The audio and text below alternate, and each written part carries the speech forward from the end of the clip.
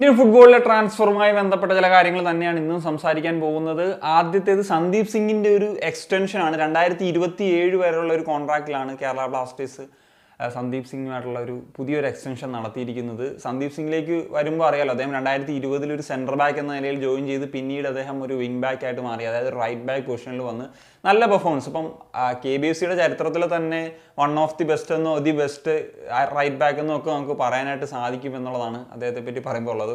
നമുക്കിപ്പോൾ ഏതൊരു season നോക്കിക്കഴിഞ്ഞാലും ISL ചിലപ്പം കേരള ബ്ലാസ്റ്റേഴ്സിൻ്റെ ഒരു പൊസിഷൻ നോക്കിക്കഴിഞ്ഞാൽ റൈറ്റ് ബാക്കിൽ മറ്റ് പല ഓപ്ഷൻസ് ഉണ്ടെങ്കിലും സീസൺ കഴിയുമ്പോൾ ഏറ്റവും കൂടുതൽ മാച്ചസ് കളിച്ചിട്ടുണ്ടാകുക സന്ദീപ് സിംഗ് ആയിരിക്കും എന്നുള്ളതാണ്.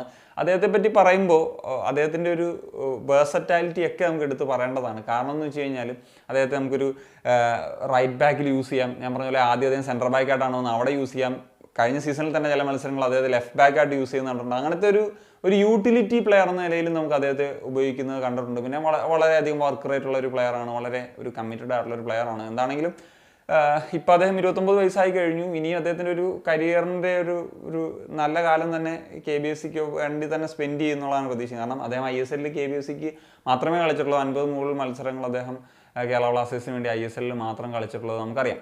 മറ്റൊരു എക്സ്റ്റൻഷൻ തൈക് റോമ എന്ന് പറഞ്ഞിട്ടുള്ള മുംബൈ സിറ്റി FCയുടെ സെൻറ്റർ ബാക്ക് ആയിട്ടുള്ള താരമാണ്. സിറിയൻ ഇൻ്റർനാഷണൽ ആണ്. അദ്ദേഹം ഏഷ്യൻ കപ്പിലൊക്കെ കളിച്ചുകൊണ്ടിരിക്കുന്ന സമയത്താണ് ജനുവരിയിൽ മുംബൈ സിറ്റി FC എത്തിക്കുന്നത്.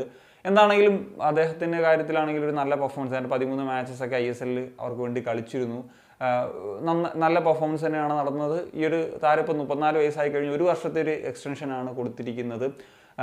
സോ നിലവിലും കറണ്ട് സിറിയൻ ഇൻ്റർനാഷണൽ കൂടിയാണ്. അദ്ദേഹം ഒരു കൂടുതൽ മത്സരങ്ങളൊക്കെ കളിച്ചിട്ടുള്ളത് അറബ് ക്ലബ്സിലൊക്കെയാണ്. ആദ്യമായിട്ടാണ് ഒരു മറ്റ് സൈഡിലോട്ടുള്ളൊരു ക്ലബ്സിലേക്കൊക്കെ വരുന്നത്. പലരും ചോദിച്ചതാണ് കെൽവിൻസ് ബെൽഫോർട്ടുമായി ബന്ധപ്പെട്ടുള്ള ഒരു കാര്യം. ഞാനതൊരു ഒഫീഷ്യൽ ആകട്ടെ എന്ന് വിചാരിച്ചിട്ടാണ് വീഡിയോ ചെയ്യാതിരുന്നത്.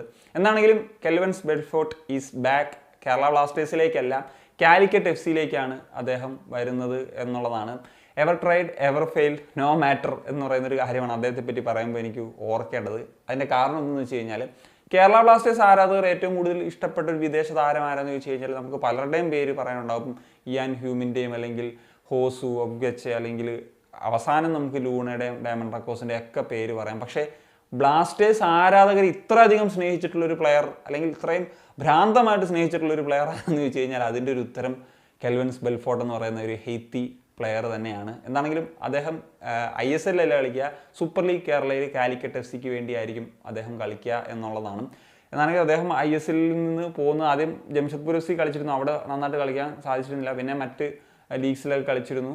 സോ നല്ലതും ചീത്ത അപ്പ് ആൻഡ് ഡൗൺസ് ഒക്കെ അദ്ദേഹത്തിൻ്റെ കരിയറിൽ ഉണ്ടായിട്ടുണ്ട്. ഏറ്റവും ഒടുവിൽ അദ്ദേഹം ഒരു ഇന്തോനേഷ്യൻ സെക്കൻഡ് ഡിവിഷൻ ക്ലബ്ബിലാണ് കളിച്ചത്. അവിടെ നിന്നാണ് ഇപ്പം കാലിക്കറ്റ് FCയിലേക്ക് താരം എത്തുന്നത്. എന്നാണെങ്കിലും നിങ്ങളുടെ ഒപ്പീനിയൻസ് ഉറപ്പായിട്ടും കമ്പോസ് ചെയ്ത് പരിപാടിയും ഞാൻ സനിയ.